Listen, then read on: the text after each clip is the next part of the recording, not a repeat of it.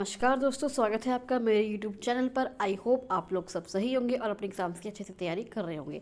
मैं आज आप लोग के लाई UPSC LT grade computer science के कुछ MCQs। जी हाँ, आपका एग्ज़ाम होने वाला है दिसंबर की लास्ट में। मैंने सोचा मैं आप लोग के लिए कुछ MCQs ले आऊँ जो आपके एग्जाम के लिए इंपॉर्टेंट हो सकते हैं। तो बिना किसी तरीके शुरू करते हैं। पहला आपका क्वेश्चन है, ओवरफ्लो डिटेक्शन किस लॉजिक सर्किट से होता है? या अभी ओवरफ्लो क्यों होता है? जब हम CPU में कुछ काम कर रहे होते हैं, अर्थमेटिक ऑपरेशंस कर रहे होते हैं, तो जो रिजल्ट है वो अगर रिप्रेजेंटेबल रेंज से बाहर चला जाए, अगर जो रजिस्टर में होते हैं अगर वो रिप्रेजेंटेबल रेंज से बाहर चला जाए तो ओवरफ्लो हो जाता है। इस कंडीशन को प्रोसेसर के कैरी फ्लैग और ओवरफ्लो फ्लैग डिटेक्ट करती हैं। क्या आंसर होगा इसका? ओवरफ्लो डिटेक्शन किस लॉजिक सर्किट से होता है? तो वो होता है carry flag logic circuit, CF logic circuit. Carry flag logic क्या करता है? स्पेशली इस पर्पज़ के लिए ही डिज़ाइन होता है, इसलिए overflow detection logic CF logic gate से होता है। नेक्स्ट क्वेश्चन आता है, कौन सा एड्रेसिंग मोड फॉर्मूला यूज़ करता है? ये फॉर्मूला जो मैं आपको बताने वाली हूँ, ये कौन सा एड्रेसिंग मोड यूज़ करता है इस फॉर्मूले को? Effective address is equals to base plus index plus displacement. तो वो करता है बेस इंडेक्स मोड। कौन सा? बेस इंडेक्स मोड इस फॉर्मूले को यूज़ करता है। बेस इंडेक्स मोड में एड्रेस कैलकुलेट करने के लिए 3 कंपोनेंट्स यूज़ होते हैं। बेस रजिस्टर यूज़ होता है, इंडेक्स रजिस्टर यूज़ होता है और डिस्प्लेसमेंट को ऐड किया जाता है। अगर बेस इंडेक्स मोड में हम एड्रेस कैलकुलेट करेंगे तो हमें इन तीनों की ज़रूरत पड़ेगी। ये मोड एरेस, टैबलेट्स और लार्ज डेटा स्ट्रक्चर के लिए आइडियल होता है। इसी वजह से इसका इफेक्टिव एड्रेस फॉर्मूला एग्जैक्टली यही होता है। नेक्स्ट क्वेश्चन आता है, सी लैंग्वेज में कौन सी स्टोरेज क्लास फंक्शन कॉल्स के बीच वैल्यू स्टोर रखती है? कौन सी स्टोरेज क्लास होती है सी लैंग्वेज में? तो वो होती है स्टैटिक। कौन सी? स्टैटिक स्टोरेज क्लास होती है। स्टैटिक वेरिएबल्स मेमोरी में परमानेंटली एलोकेट हो जाते हैं। जो स्टैटिक वेरिएबल्स हैं वो क्या हो जाते हैं? मेमोरी में परमानेंटली एलोकेट हो जाते हैं। फंक्शंस को के एग्जिट होने पर उनकी फंक्शन अगर एग्जिट हो जाए तब भी उनकी जो वैल्यू होती है वो डिस्ट्रॉय नहीं होती। नेक्स्ट टाइम सेम फंक्शन अगर कॉल हो रहा है तो स्टैटिक वेरिएबल्स प्रीवियस वैल्यू से कंटिन्यू करता है। इसीलिए परसिस्टेंट वैल्यू स्टोर करने के लिए स्टैटिक यूज़ होता है कि अगर दोबारा अगर फंक्शन का कॉल करें तो वही आपके उनकी वैल्यू दोबारा से कंटिन्यू हो जाए। नेक्स्ट क्वेश्चन आता है, एवियल ट्री की हाइट अप्रोक्स कितनी होती है? एन नोड्स के लिए एवियल ट्री की हाइट कितनी होती है? वो होती है 1.44 L log 2 n। क्या होती है? 1.44 log 2 n। एवियल ट्री क्या है? एवियल ट्री एक बैलेंस BST होता है। क्या होता है? बैलेंस BST होता है। बैलेंसिंग की वजह से हाइट मिनिमम और प्रेडिक्टेबल रहती है। थियोरेटिकल एनालिसिस के अकॉर्डिंग हाइट रहती है कितनी? 1.44 log 2 n होती है। इसी वजह से AVL में सर्च ऑपरेशन का परफॉर्मेंस कंसिस्टेंट होता है। क्या होता है? इसी वजह से AVL में जो है वो सर्च ऑपरेशन का परफॉर्मेंस कंसिस्टेंट होता है। AVL ट्री एक बैलेंस्ड बाइनरी सर्च ट्री होता है। नेक्स्ट क्वेश्चन आता है, बैलेडीज एनोमली किस पेज रिप्लेसमेंट में होती है? किस पेज रिप्लेसमेंट में होती है बैलेडीज एनोमली? तो वो होती है FIFO। क्या होती है? FIFO क्या होता है? First in first out. Page faults पढ़ने पर अगर पेज फॉल्ट्स बढ़ जाए तो फ्रेम्स बढ़ाने से पेज फॉल्ट्स कम होने चाहिए। पर FIFO में कुछ केसेस में फ्रेम्स बढ़ने पर पेज फॉल्ट्स और बढ़ जाते हैं। भाई अगर पेज फॉल्ट हमारे बढ़ रहे हैं तो क्या होता है? फ्रेम बढ़ाने से पेज फॉल्ट कम हो जाएंगे। अगर हम फ्रेम बढ़ाते हैं पेज फॉल्ट अगर हमारे पेज फॉल्ट बढ़ रहे हैं तो अगर हम फ्रेम्स बढ़ा देते हैं तो पेज फॉल्ट्स कम हो जाते हैं। लेकिन FIFO में इसका उल्टा होता है और बढ़ जाते हैं।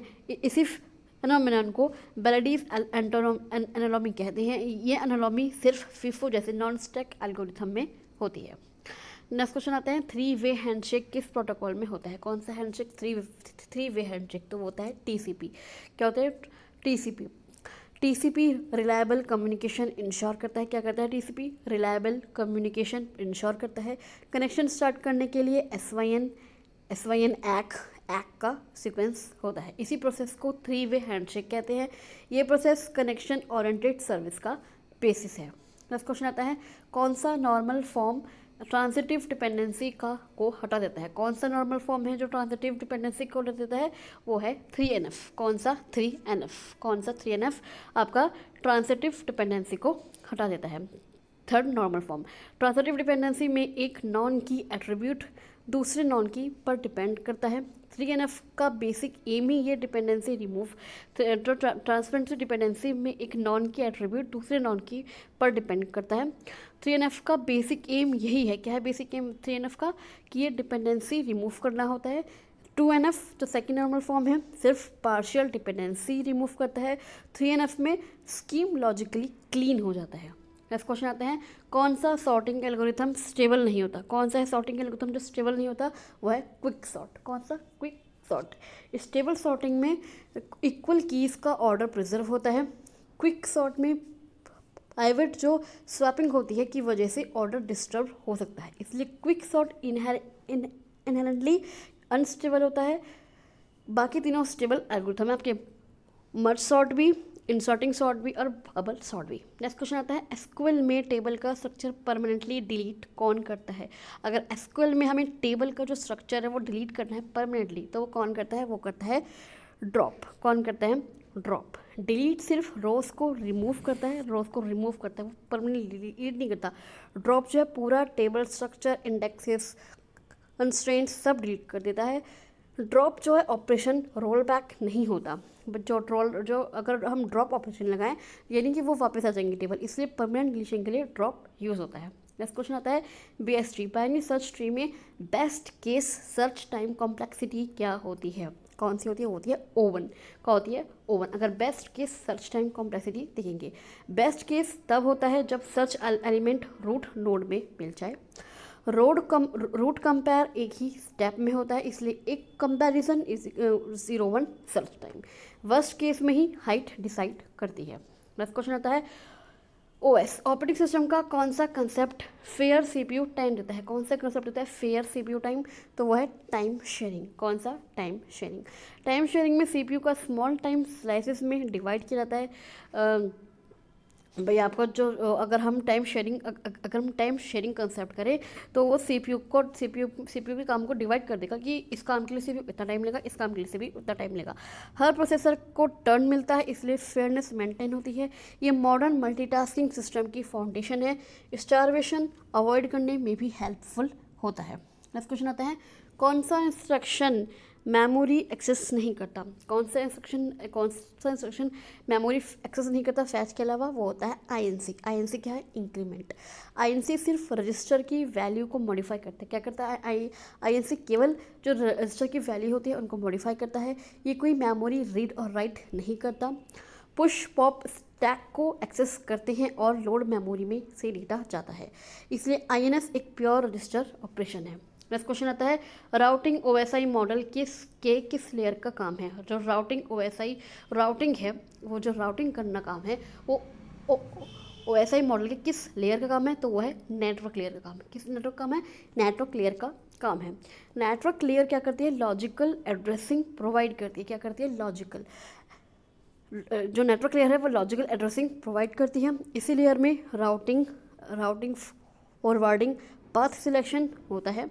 राउटर्स इसी लेयर पर ऑपरेट करते हैं। क्या काम है? क्या काम है आपका राउटिंग का? राउटिंग जो है इसी लेयर पे कौन सी लेयर पे? आपकी नेटवर्क लेयर पे ऑपरेट करते हैं। राउटर्स पॉकेट डिलीवरी का पूरा मैकेनिज्म यही हैंडल करता है। पॉकेट डिलीवरी का भी पूरा हैंडल जो करता है वो पूरा मैकेनिज्म यही करता है। कौन? राउटिंग। नेक्स्ट क्वेश्चन आता है, BFS ट्रैवर्सल कौन सा डेटा स्ट्रक्चर से होता है? जो BFS ट्रैवर्सल होता है वो कौन से डेटा स्ट्रक्चर से होता है? वो होता है क्यू। कौन से? Q. BFS level by level traversal होता है। ये लेवल बाय लेवल, पहले लेवल 1, 2, 3 ऐसे ट्रैवर्सल होता है। क्यू FIFO मेथड से नोट्स को एक्सप्लोर करता है। जो FIFO मेथड है उससे क्या करेगा? नोट्स को एक्सप्लोर करेगा, इसलिए BFS में क्यू कंपल्सरी होता है। BFS में क्या होता है? क्यू कंपल्सरी होता है। DFS के लिए स्टैक यूज़ होता है। नेक्स्ट क्वेश्चन आते हैं, कौन सा शेड्यूलिंग एल्गोरिथम स्टारवेशन क्रिएट करता है? कौन सा शेड्यूलिंग एल्गोरिथम है जो स्टारवेशन क्रिएट करेगा? वो करेगा प्रायोरिटी शेड्यूलिंग। कौन सा? Priority scheduling. प्रायोरिटी शेड्यूलिंग क्या करता है? मैं हाई प्रायोरिटी प्रोसेस बार बार CPU से लेते हैं। Low priority process indefinitely wait कर सकता है। इस कंडीशन को स्टारवेशन कहते हैं। स्टारवेशन किस कंडीशन कहते हैं? जब low priority process indefinitely wait करे, जब जो हाई प्रायोरिटी प्रोसेस है वो पूरा हो जाए। अगेन टेक्निक से इसी कंट्रोल किया जाता है। नेक्स्ट क्वेश्चन आता है रेड 1 का मतलब क्या होता है? किसका? रेड 1 का। वो होता है मिररिंग। क्या होता है? मिररिंग। रेड 1 का। रेड 1 में डेटा एग्जैक्ट कॉपी के फॉर्म में दूसरे डिस्क पर स्टोर होता है। अगर एक डिस्क फेल हो जाती है तो दो डेटा सेफ रहता है। परफॉर्मेंस इंप्रूव नहीं होता बट रिलायबिलिटी बहुत स्ट्रांग होती है। मिररिंग का सिंपल कंसेप्ट है रेड 1 है मिररिंग का सिंपल कंसेप्ट। नेक्स्ट क्वेश्चन आता है साइज ऑफ कैर। जो चैर होता है कैरेक्टर हमेशा कितना होता है? वो होता है 1 बाइट। कितना? 1 बाइट। साइज ऑफ कैरेक्टर कितना होता है? कैरेक्टर के साइज कितना होता है? होता है 1 बाइट। सी स्टैंडर्ड के हिसाब से कैरेक्टर का साइज हमेशा 1 बाइट होता है। परफॉर्म चाहे 16 बिट करे, 32 बिट करे, 64 बिट करे। 1 बाइट में कितने बिट होते हैं आपके? 8 बिट होते हैं और इसलिए कैरेक्टर का साइज फिक्स होता है। नेक्स्ट क्वेश्चन आता है डीबीएमएस में फेलियर के बाद कंसिस्टेंसी मेंटेन कौन करता है? अगर डीबीएमएस में फेलियर हो जाए तो कंसिस्टेंसी कौन मेंटेन करता है? वो होता है रिकवरी। कौन? रिकवरी। रिकवरी मैकेनिज्म लॉग्स और चेक पॉइंट्स यूज़ करते हैं। क्रैश में भी कमिटेड ट्रांजेक्शंस को सेफ रखा जाता है। ऑडियो रेडियो ऑपरेशंस यही हैंडल करते हैं कि अगर दोबारा लेना है या दोबारा नहीं लेना है, ये ऑपरेशन से कौन हैंडल करते हैं? रिकवरी। डेटा कंसिस्टेंसी मेंटेन करना रिकवरी का मेन एम होता है। क्या होता है? डेटा कंसिस्टेंसी को मेंटेन करना। नेक्स्ट क्वेश्चन आता है फुल बाइनरी ट्री में अगर n इंटरनल नोड्स हैं तो लीव्स कितनी होंगी? क्या होती है? अगर फुल बाइनरी ट्री है, n इंटरनल नोड्स हैं तो लीव्स कितनी होंगी? वो होंगी n+1। कितनी? n+1। फुल बाइनरी ट्री में है इंटरनोड्स के 2 चिल्ड्रन होते हैं। फुल बाइनरी ट्री में हर जो इंटरनल नोड्स होती हैं उसके 2 चिल्ड्रन होते हैं। मैथमेटिक्स के रिलेशन के आधार पर leaves is equals to internodes +1। Leaves is equals to internal nodes +1। ये प्रॉपर्टी फुल बाइनरी ट्री के स्ट्रक्चर रूल से आती है। ये काफ़ी फेमस फॉर्मूला है। क्या है? Leaves is equals to internal nodes +1। Thrashing OS में कब होता है? ऑपरेटिंग सिस्टम में थ्रैशिंग कब होता है? जब पेज फॉल्ट्स ज़्यादा हों। जब पेज फॉल्ट्स ज़्यादा हों, जब ऑपरेटिंग सिस्टम का टाइम ज़्यादातर अगर पेज फॉल्ट्स हैंडल करने में चला जाए, अगर ऑपरेटिंग सिस्टम पेज फॉल्ट को हैंडल करने में अगर उसको ज़्यादा समय निकल जाए तो थ्रैशिंग हो जाता है। CPU इफेक्टिव काम नहीं कर पाता, वर्किंग सेट मेमोरी में फिट नहीं होता तो थ्रैशिंग बढ़ता है। सिस्टम स्लो और अनरिस्पॉन्सिव हो जाता है। नेक्स्ट क्वेश्चन आता है IP एड्रेस से मैक एड्रेस फाइंड कौन करता है? अगर IP एड्रेस से मैक एड्रेस कौन फाइंड करता है? वो है ARP। कौन? ARP। ARP का फुल फॉर्म क्या है? ARP का फुल फॉर्म है एड्रेस रिजोल्यूशन प्रोटोकॉल। क्या है? Address resolution protocol.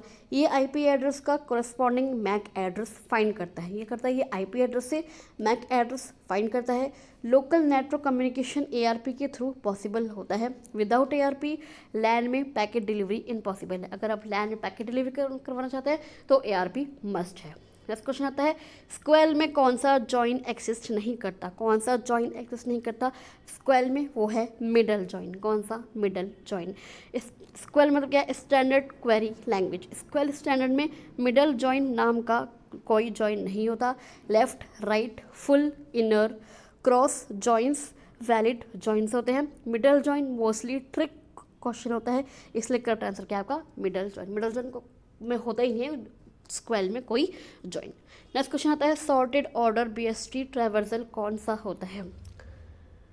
कौन सा होता है BST ट्रैवर्सल सॉर्ट ऑर्डर? वो होता है इन ऑर्डर। कौन सा? In order. BST properly left sub tree less than root less than right sub tree. जो इन ऑर्डर ट्रैवर्सल लेफ्ट फिर रूट फिर राइट फॉलो करता है, इसलिए आउटपुट हमेशा सॉर्टेड होता है। ये ट्री बेस्ट सॉर्टिंग का बेस कंसेप्ट है। नेक्स्ट क्वेश्चन आता है डेडलॉक तब अवॉइड होगा जब कौन सी कंडीशन एब्सेंट हो? कौन सी कंडीशन एब्सेंट होगी जब डेडलॉक अवॉइड होगा? Circular wait. कौन सी? Circular wait. अगर सर्कुलर वेट एब्सेंट होगा तब डेडलॉक अवॉइड होगा। जो हॉफमैन होते हैं कंडीशंस में डेडलॉक के 4 रूल्स होते हैं। डेडलॉक तभी होता है जब सारी 4 कंडीशंस सेटिस्फाई हो जाए। सर्कुलर वेट एलिमिनेट कर दिया तो साइकिल ब्रेक हो जाता है। अगर भाई 4 कंडीशन सेटिस्फाई हो जाए अगर तब डेडलॉक हो जाता है। लेकिन अगर सर्कुलर वेट एलिमिनेट कर दिया तो रूल ब्रेक हो जाता है और डेडलॉक इम्पॉसिबल हो जाता है।